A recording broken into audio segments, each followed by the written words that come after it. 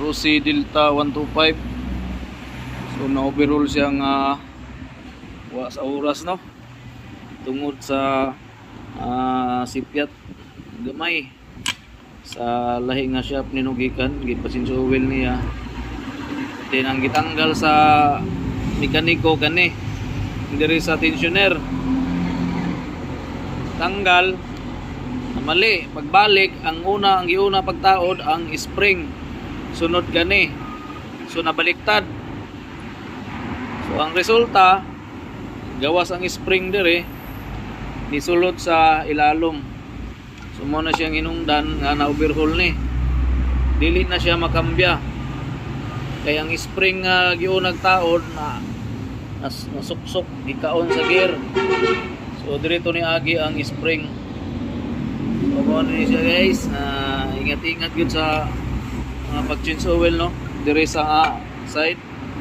So dili gyud ni mao ang daga na gyud na hitabuan ani ba. So sa tensioner ni siya guys. So mo to sipyat nila. So gamay ang sipyat na overhaul noon. Ang una nga gitaod ang spring. So diara ang spring niya, oh. So tanggalo na to be spring. Ungot mo ni matilyo. Ungot na di na tanggal.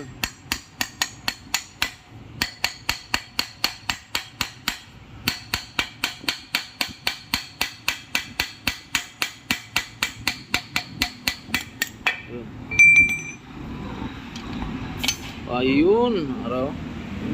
So mo ni siya ang hinungdan. Reklamo ang customer. Eh di na daw makambyada. Ang sa pagkambyada ani nga lukot-lukot man ang spring.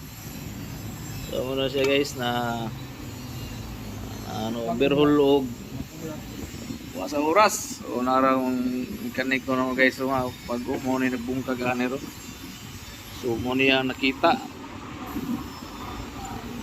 Yun, ano man na. So di no overhaul sa oras. Guys, check mechanic guys. So Rossi Delta 125 ito inungdan. So sa mga gusto mag DIY change oil, di gud ni mao ning kuana 17 gyud ang sukod Rossi. Diri ni nga porsyon kani, oh, dire mo to gibali og taod. Ang una gi spring, so ang spring sulod dito sa transmission.